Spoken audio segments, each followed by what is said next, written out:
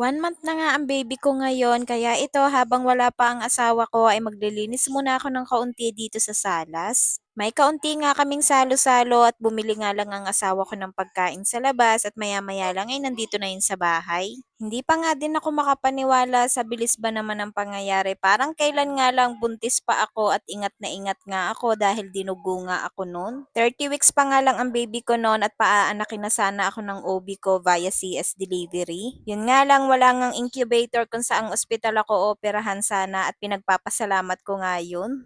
Dahil nga doon hindi ako naoperahan ng maaga at hindi nga ako napaanak ng maaga at umabot nga kami ni baby ng 9 months. Pero kung nagkataon na may incubator sa ospital na yon, nako, pinaanak talaga ako ng OB ko noon kahit 30 weeks pa lang si baby dahil grabe talaga ang pagdurugo ko noon. Pero naghanap nga kami ng incubator sa ibang ospital at pumunta nga kami sa mas malaking ospital at buti na lang talaga pagdating namin doon ay sinabihan lang ako ng doktor na mag-bed rest nga daw. At binigyan nga ako ng mga gamot na pampakapit. Nakakaawa daw kasi ang baby kapag inilabas ng maaga dahil 30 weeks pa nga lang. At sa awa naman ng Diyos ay hindi naman nagtuloy-tuloy ang pagdurugo ko noon dahil nga nag-bedrest ako tapos may iniinom pa nga ako ng mga pampakapit. Yun nga lang pagdating ng 9 months ay hindi nga din ako umabot sa schedule kung kailan nga ako isi-CS. 36 weeks and 5 days pa nga lang ay gusto na nga lumabas ni baby kaya ayun, in emergency CS na nga din ako. Pero okay naman si baby at eto nga at 1 month na nga siya ngayon. Kaya bilang pasasalamat ay naisipan nga namin ng asawa ko na ipaghanda siya kahit kaunti buwan-buwan. At hanggang sa makaisang taon na nga siya noon. Wala pa nga din ng mga oras na yan ng asawa ko kaya iyan nakapaglinis pa nga din ako ng ref namin na hindi na namin nalalagyan ng laman. Nilinisan na nga yan ng panganay ko at nilinis ko nga ulit dahil medyo may dumi pa nga.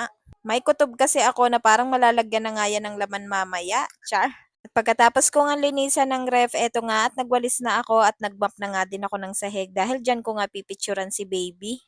Simula sa panganay ko hanggang sa pangalawa ay palagi ko naman silang pinipicturan buwan-buwan. Yun nga lang hindi nga namin nahahandaan yung dalawa naming anak. Sa pangalawa ko naman ayun bumibili nga lang ako ng biskwit at ginagawa ko ng number.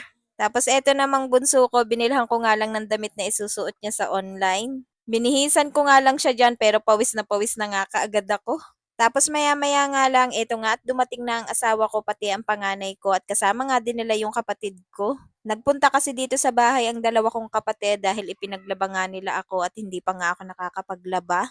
Tapos eto nga at inayos na namin 'tong mga pagkain ni baby para nga mapicturean na namin. Ginawa pa nga nilang number one itong Sunday at hindi nga ayos yung pagkakagawa pero okay na din, number one din naman. Buti na lang at hindi nga umiyak dyan si baby nung pinipicturean ko na. At yun lang, salamat sa panonood.